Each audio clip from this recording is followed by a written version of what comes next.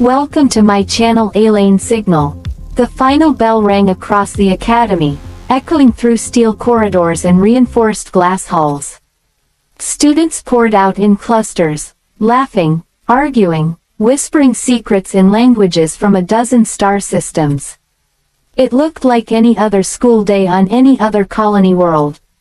But this wasn't just any school. And she wasn't just any student. Lira walked alone. Her footsteps were quiet, controlled. She kept her head slightly lowered, her dark hair partially covering her face. To most, she appeared ordinary, just another off-world transfer trying to fit in. That illusion had worked for months now. But illusions don't last forever. Especially not on a world built on secrets. The academy sat on the edge of a sprawling alien city, its skyline flickering with neon lights and hovering transit lines. Beyond that, far beyond, stretched the wastelands. Harsh, untamed, and filled with things that didn't belong in civilized space. That's where Lira came from. A death world, a classification whispered with unease across the galaxy. A place where gravity was heavier, predators were smarter, and survival wasn't guaranteed, it was earned. Lira had earned it, every single day of her life. She adjusted the strap of her bag and stepped out of the academy gates. The air outside felt thin compared to home, almost fragile.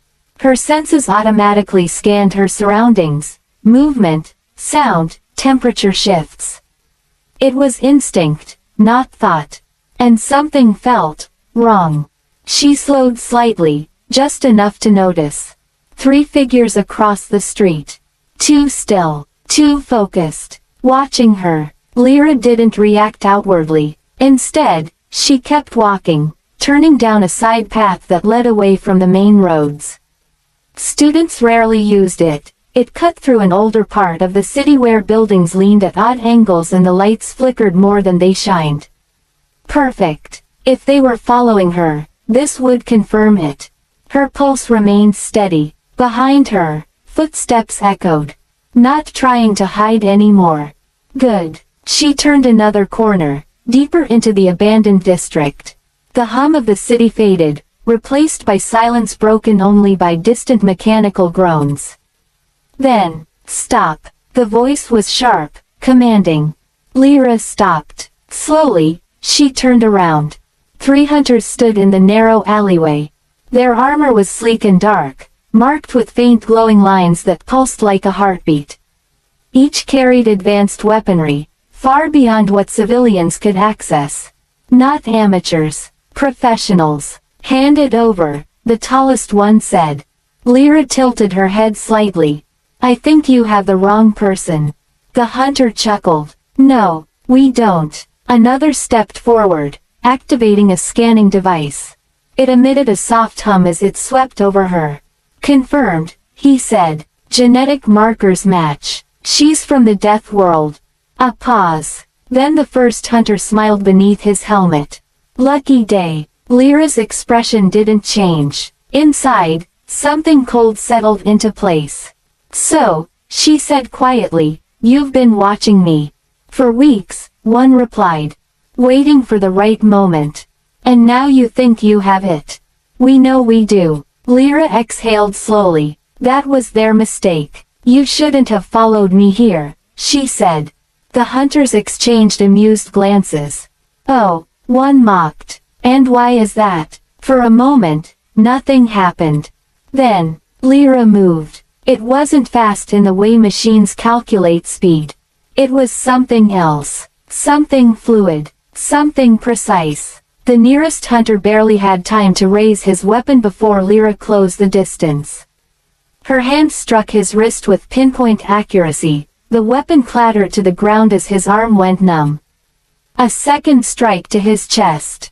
Armor cracked. Not shattered, cracked. That alone sent a shock through the others. Impossible. Their gear was designed to withstand high-caliber fire. But Lira didn't stop. She pivoted, using the first hunter as a shield as the second opened fire. Energy bolts tore through the air, but hit their own ally instead. Sparks erupted as the armor absorbed what it could, and failed to absorb the rest. Spread out, the third shouted. Too late. Lira was already behind him. He turned, just in time to see her eyes. Calm, focused, predatory. His strike missed. Hers didn't. She drove her elbow into a weak joint in his armor, then followed with a swift kick that sent him crashing into the alley wall. The impact cracked the structure itself. The first hunter staggered back, regaining partial control of his arm. He reached for a secondary weapon. Lira kicked it away before he could grab it. You came prepared, she said, circling them. But not prepared enough. The second hunter, wounded but still standing, activated a defensive field.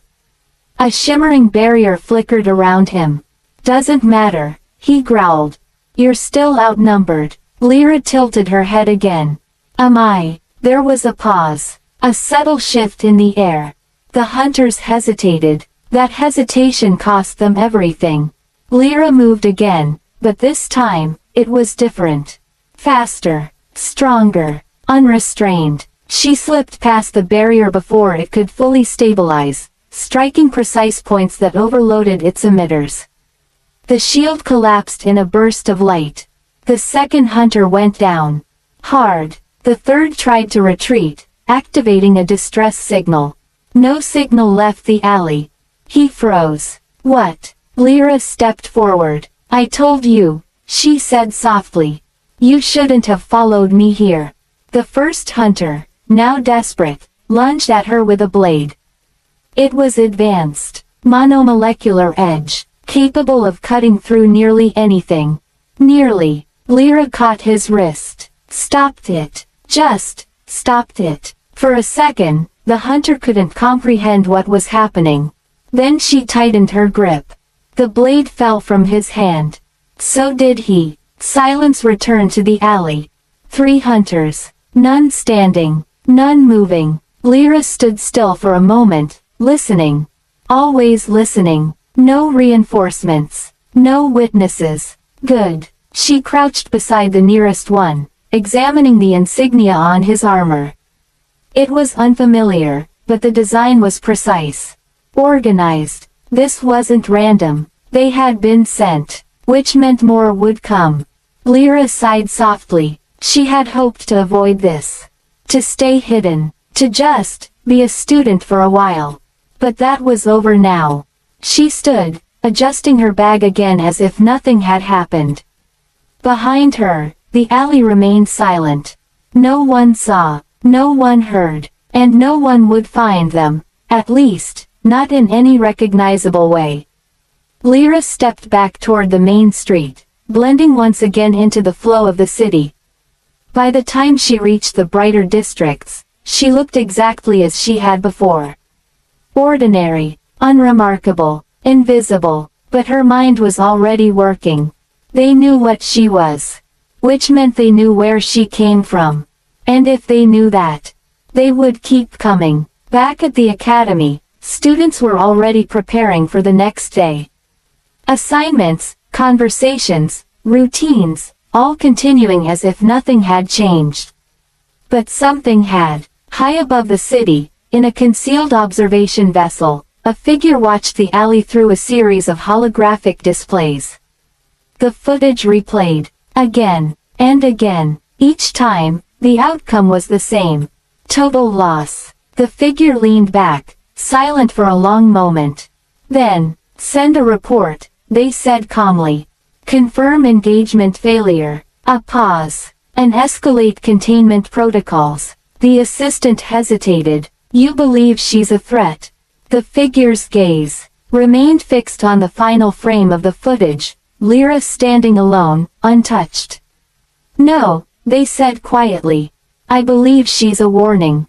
Back on the ground, Lira reached her residence, a small, unremarkable unit near the edge of the student district.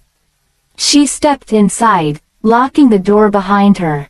For the first time since the encounter, she allowed herself to relax. Barely, her eyes moved to a small object on the table. A device. Old, worn, From home. She picked it up, running her fingers over its surface. They found me, she murmured. Silence answered, but she already knew what that meant. The past wasn't done with her. And neither was the future. Lira placed the device back down and moved toward the window, looking out at the distant lights of the city. Somewhere out there, others were already preparing. Hunting, planning, thinking they understood what they were dealing with. They didn't. Not yet. Lyra's reflection stared back at her from the glass.